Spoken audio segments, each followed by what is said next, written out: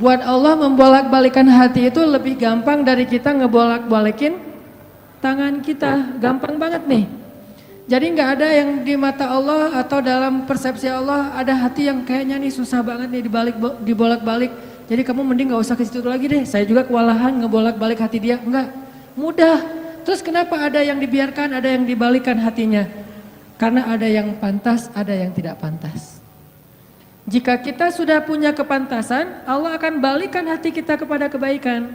Allahumma habib ilainal iman wa zayyinhu fi qulubina wa karrih ilainal kufra wal fusuqa wal isyan waj'alna minar rasyidin. Hafal doa itu? Nanti cari di YouTube lah ya. Ya Allah, jadikan kami cinta kepada amal soleh dan jadikan rasa cinta itu indah di dalam hati kami. Jadikan kami benci kepada dosa dan jadikan kami termasuk orang-orang yang mendapat petunjuk. Allah bolak-balikan. Gitu juga dengan hati calon mertua. Gimana pun dia ngeblok, nggak boleh masuk lah, gerbangnya digembok segala macam. Cuma gerbang. Mau 1000 lapis gerbang, kalau hatinya dibalikin, hilang semuanya tuh. Gampang banget kan? Buktinya malam ini nih. Allah membolak-balikan hati kita. Yang tadinya punya macam-macam rencana pada malam minggu, akhirnya Allah balikan hatinya, udah ke Masjid Agung aja deh. Bukan karena saya, bukan karena pemuda hijrah, bukan karena teman-teman panitia, tapi karena Allah mengikat hati kita, mengarahkan hati kita untuk bisa datang ke masjid. Sehingga ribuan anak muda tiba-tiba memakmurkan dan meramaikan majelis ilmu. Kalau di ribuan orang aja bisa Allah bolak-balikan hatinya, apalagi cuma satu orang. Ya, ada berapa ribu sekarang? 15.000? Lebih nih Masjid Agung ini daya tampungnya berapa? 10.000 ya? Sampai keluar. Berarti sekitar 20.000. Ini benar-benar sesuai dengan yang dulu banget saya harapin 2 tahun yang lalu bisa ngalahin Tomorrowland. Minimal DWP lah ya. Bisa ngalahin DWP atau kalau bisa Tomorrowland. Saya pernah kemarin tuh acara taklim di Pekanbaru, Anur, yang datang sekitar 25.000 anak muda di depan masjid penuh. Malam yang sama ada acara juga di mall, tapi acaranya sepi, yang taklimnya ramai. Masya Allah. Habis itu baru ke mall. Tetap aja sama-sama ramai. Intinya teman-teman, mudah buat Allah. Sama kayak Allah membolak-balikan hati Nabi Muhammad, mertuanya Ali bin Abi Thalib. Padahal udah yang datang itu kurang keren apa coba? Abu Bakar. Secara fisik terkenal Abu Bakar itu orangnya putih, nggak terlalu gemuk, jadi badannya tuh bagus. Terus orangnya dermawan, akhlaknya paling mulia dan nggak pernah syirik sejak zaman jahiliyah. Di antara sahabat Nabi yang nggak pernah melakukan dosa syirik sejak zaman jahiliyah, Ali dan Abu Bakar. Malah Abu Bakar tuh waktu kecil pernah diajak sama ayahnya untuk nyembah patung. Begitu ayahnya selesai ibadah nyembah patung pergi, itu patung diludahin sama Abu Bakar. Dilemparin kotoran sama Abu Bakar. Apa sih lo patung doang masa disembahin? Kalau lo bisa balas gua, coba lo balas, dilemparin. Ternyata nggak balas. Dari kecil juga Abu Bakar itu udah nggak pernah syirik.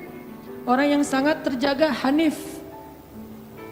Dan julukannya juga sama dengan julukan Nabi Ibrahim, Siddiq. Wadhkur fil kitab Ibrahim innahu kana siddiqan nabiyya. Ibrahim Siddiq, Abu Bakar Siddiq, sama nih. Bahkan Nabi sering membandingkan Abu Bakar sama Ibrahim. Engkau wahai Abu Bakar seperti Ibrahim. Engkau wahai Umar seperti Musa. Ya iyalah Umar ya. Musa kan gak sengaja noel orang langsung meninggal kan ya. Melihat Bani Israel agak ramai gitu, lagi mau gelut sama orang Kipti. Karena Musa kasihan kepada Bani Israel yang lemah, akhirnya dia cuma ditakol dikit lah si orang Kipti ini teh. Cuma apaan sih lo? Meninggal. Belum diginiin, baru gini doang coba. Jadi kalau dulu ada ultimate fight, kayaknya Musa tuh juara bertahan tuh. Nah kalau di zaman Nabi, orang kayak Musa, Umar. Jawara Quraisy. Kalau ada yang macam-macam sama Umar, lo berani sama gua. Nih lo lihat nih. Nggak ada yang berani sama Umar. Kalau lo pengen istri lo jadi janda, anak lo jadi yatim, lo tunggu gua di belakang gedung itu. Gedung, bukit. Nggak ada gedung dulu teh. Nggak ada yang berani nungguin Umar. Lancar aja tuh hijrahnya. Artinya Abu Bakar tuh sering dibandingkan kayak Ibrahim. Terus dengan Nabi akrab banget tuh Abu Bakar. Jadi kayak soulmate-an berdua tuh.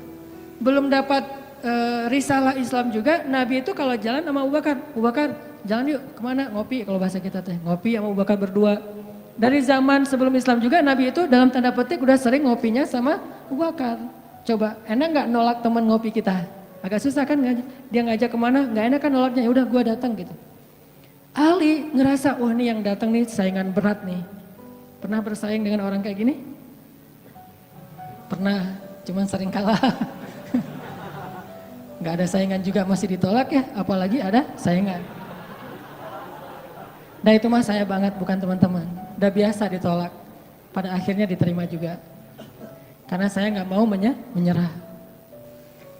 Datang Abu Bakar, mau ngelamar Fatimah. Ali pas tahu berita itu, ya udahlah berarti pupus harapan. Hashtagnya berhenti aja. Udah gak bisa ngapa-ngapain. Tidak lama kemudian setelah Abu Bakar lama di rumah Nabi terus pulang, Ali merhatiin wajah Abu Bakar, nih wajah diterima atau wajah ditolak nih. Ternyata dapat kabar Abu Bakar ditolak sama Nabi. Yes, kata Ali. Abu Bakar ditolak sama Nabi. Cuman sisi lain, Ali makin gak pede. Kalau Abu Bakar aja ditolak, siapa saya? Bahkan lebih ditolak lagi. Jangan-jangan belum sampai di pintu juga, udah Ali pulang aja deh. Abu Bakar aja ditolak. Yang kurang apa coba? Akhlak luar biasa, agama terbaik, bahkan umat Islam paling baik imannya tuh dan amal solehnya Abu Bakar. Gak ada tandingan lah. Mau ngelihat surganya di akhirat. Orang kaya di dunia dan kaya di akhirat tuh Abu Bakar tuh. Ada orang yang di dunia miskin, di akhirat kaya. Di akhirat miskin, di dunia kaya. Kalau Abu Bakar, dunia akhirat kaya. Surganya Abu Bakar tuh dikelilingin sama Jibril. Jadi Jibril lagi pengen ngukur surganya Abu Bakar. Terbang setahun. Udah setahun terbang, itu baru di pinggirnya surga Abu Bakar. Belum sampai ke tengah. Padahal Jibril itu kecepatannya lebih tinggi daripada kecepatan cahaya. Bayangin, udah setahun perjalanan cahaya baru di pinggir surganya Abu Bakar. Belum juga masuk, belum sampai ke alun-alunnya surga Abu Bakar. Baru juga perbatasan coba. Kurang apa Abu Bakar? Ditolak sama Nabi. Duh, makin gak pede, kata Ali. Cuma gak pakai, bukan orang Sunda soalnya. Gak lama kemudian datang lagi. Cowok keren, jawara Mekah, Umar datang. Assalamualaikum. Suaranya agak-agak gitulah. Walaupun susah nirunya, cempreng soalnya. Assalamualaikum, waalaikumsalam kata Nabi datang. Pas diintip sama Ali, tanya-tanya ke teman-temannya, ada berita apa nih trending topik. Ternyata trending topik di Twitter, Umar melamar Fatimah. Wah rame lagi viral di mana-mana. Makin, saingannya berat-berat gini gak ada yang di bawah saya gitu yang datang, biar saya agak-agak pede gitu.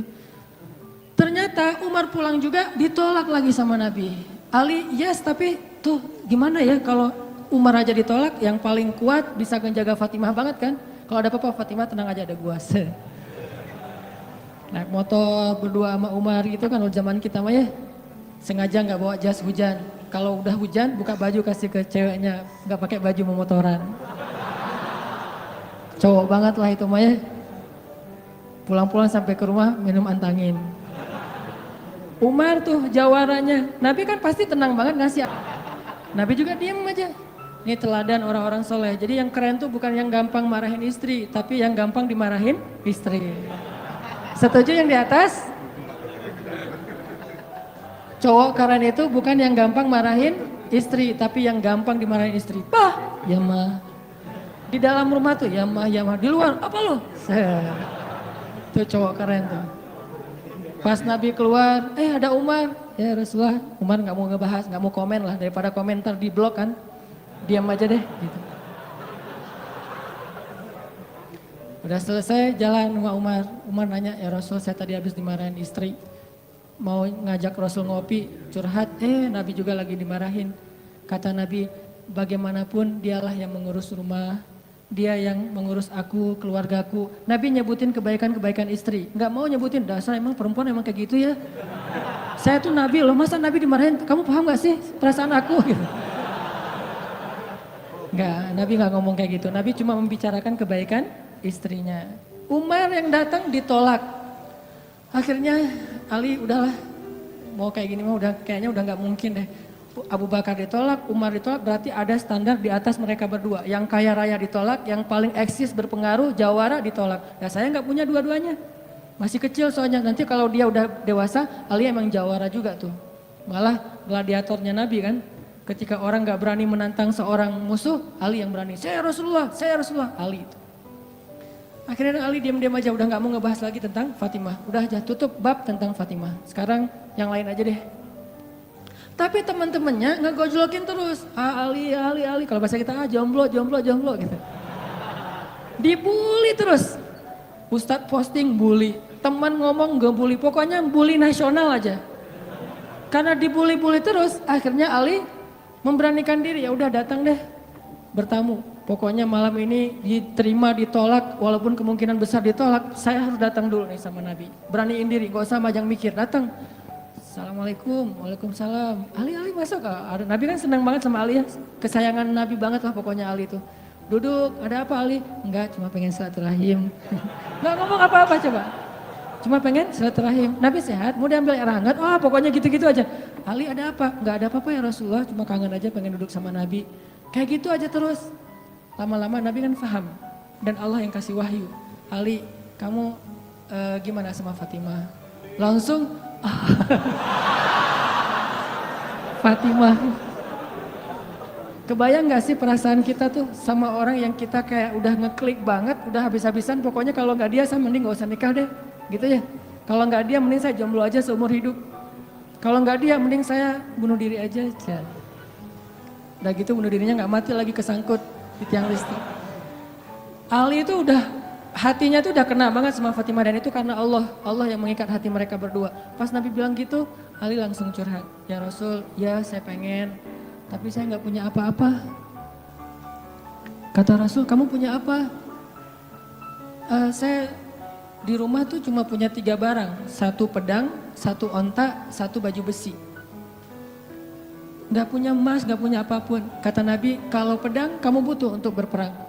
Onta kamu butuh untuk mengangkut air. Ya udah deh baju besi aja, bawa ke sini baju besinya untuk jadi mahar buat Fatimah. Beneran Rasul baju besi? Itu bajunya besi loh Rasulullah, bukan yang tangan kayak gitu apa cincin. Gak apa-apa kata Rasulullah. Keluar Ali, Allahu Akbar, Allahu Akbar. Orang-orang pada heboh, langsung muncul lagi trending topik hashtag Ali diterima. Coba, kata Nabi, wahai Ali, bergembiralah, berbahagialah. Sesungguhnya sebelum aku menerima kamu, Allah sudah menikahkan kamu dengan Fatimah di langit. Ini orang yang dibela sama Allah. Apa rahasianya? Oke, cerita kedua. Orang yang dibela sama Allah namanya Hafsah. Siapa Hafsah? Anaknya Umar. Hafsah itu artinya singa betina. Jadi bapaknya singa jantan, anaknya singa betina, sama-sama luar biasa nih. Hafsah istri Nabi, salah satu di antara istri Nabi yang solehah. Suatu hari nggak tahu gimana ceritanya, ada masalah antara Nabi dengan Hafsah. Ini nggak dibahas di dalam teks hadis apa masalahnya dan kita nggak usah kepo ya. Pokoknya ada masalah aja antara Nabi dengan Hafsah, sehingga Nabi terpaksa menceraikan Hafsah. Diceraikan Hafsah secara baik-baik, lalu Hafsah disuruh diantar kembali ke rumah orang tuanya kepada Umar bin Khattab. Baru aja Nabi pulang, Allah mengutus Jibril. Jibril datangin Muhammad. Jibril turun mengatakan, ya Rasulullah, wahai Nabi Muhammad, rujuklah Hafsah. Sesungguhnya Hafsah adalah istrimu di dunia dan istrimu di surga. Coba bayangin. Nabi nih yang menceraikan Hafsah, tapi Allah dan Jibril ngebelain Hafsah. Berarti Allah ngebelain banget nih cewek. Cewek gimana sih kok dibelain banget sama Allah, begitu suaminya emosi, tiba-tiba nggak sengaja ngomongin, ya udah kita jalan sendiri-sendiri aja. Allah yang ngasih pertolongan, Allah yang ngebelain si cewek ini. Sehingga Allah mengutus Jibril, langsung turun Jibril buru-buru kepada Nabi Muhammad sebelum masa iddah Hafsah selesai. Lalu Jibril mengatakan, rujuklah Hafsah, sesungguhnya dia istrimu di dunia dan istrimu di surga. Akhirnya Nabi pun merujuk Hafsah. Apakah Hafsah marah-marah kepada Nabi Muhammad? Enggak. Apakah Hafsah mengutus Umar? Kan ayah tuh jawara, udah datengin dong Rasulullah tuh mencarain saya enak aja. Enggak mengandalkan makhluk sama sekali. Hafsah cuma gini, ya Allah, saya yang salah bukan Rasulullah. Tapi saya tidak bisa hidup tanpa Rasulullah. Dia adalah cinta sejati saya. Allah langsung, ya benar Hafsah, udah gua turunin sih. Jibril turun. Jibril turun nih coba. Ya Rasulullah, rujuk Hafsah, dirujuk. Apa rahasia orang cewek sekeren Hafsah sampai dibelain dari langit ketika dia bercerai sama suaminya? Kisah yang ketiga, cewek juga dibelain sama Allah sampai turun ayat. Kalau tadi 2 cerita tidak turun ayat, cuman ilham atau wahyu dalam bentuk isyarat. Kalau sekarang sampai turun ayat loh. Yang ada di dalam surat Curhat. Teman-teman tahu surat Curhat? Surat Al-Mujadalah. Kan terjemahan dari Mujadalah curhat kan ya? Jadi kalau kita pengen lihat curhat itu juga ada di dalam Al-Quran. Bahkan jadi nama surat Curhat. Al-Mujadalah atau Al-Mujadilah. Siapa yang dikisahkan di dalam surat itu? Coba teman-teman buka surat Al-Mujadalah, surat 58 ayat 1.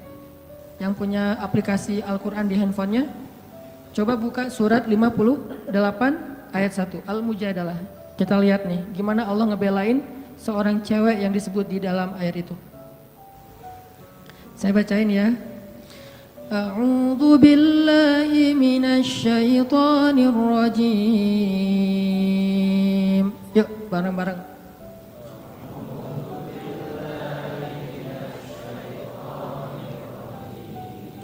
Bismillahirrahmanirrahim.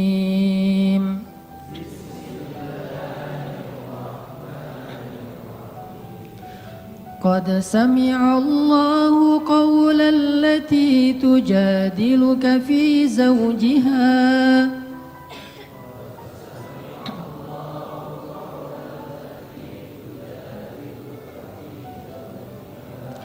وتشتكي إلى الله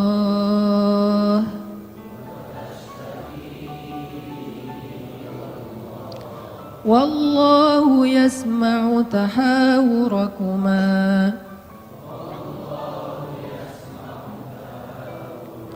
إن الله سميع بصير.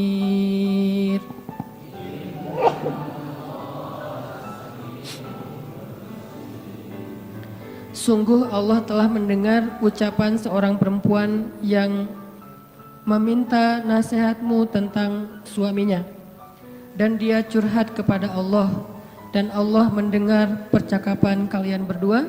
Sesungguhnya Allah Maha mendengar lagi Maha melihat. Siapa cewek ini?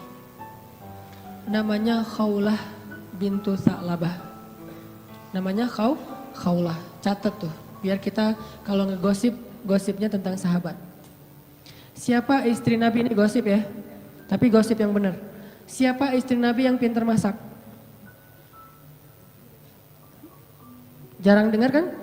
Istri Nabi yang pintar masak namanya Zainab. Ummu Salamah. Istri Nabi yang pintar masak namanya Ummu Salamah. Kalau di zaman kita mah jadi Ummu Salamah Cake, punya brand.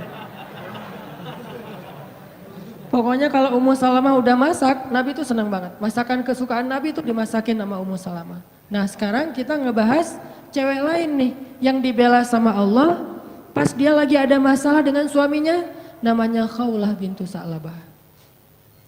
Apa yang terjadi? Khawlah tuh diuji dengan punya suami pemarah.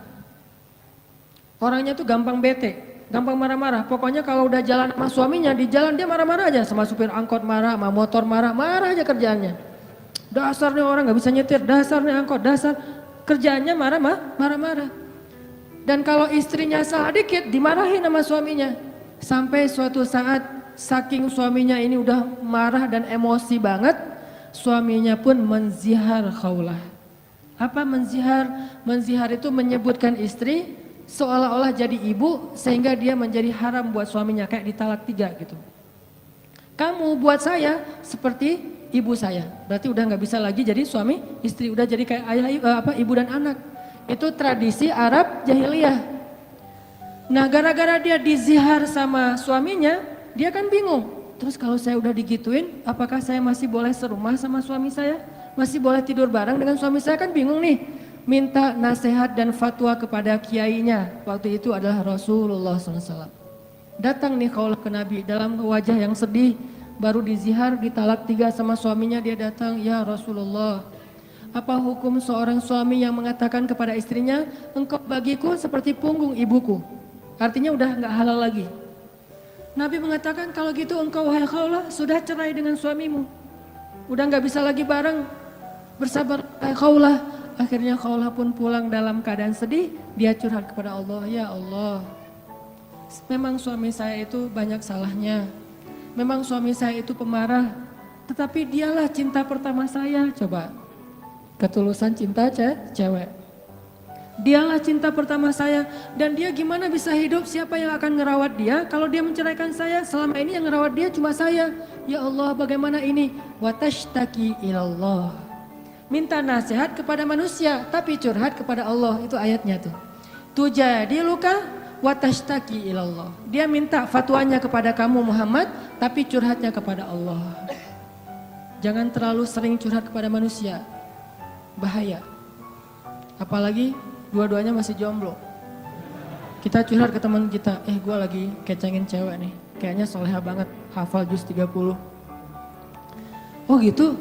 Ya, anak mana? Ya sekampus sama kita, namanya si Fulan dan seterusnya disebutin, identitasnya, CV-nya udah lengkap, ternyata dia duluan yang maju.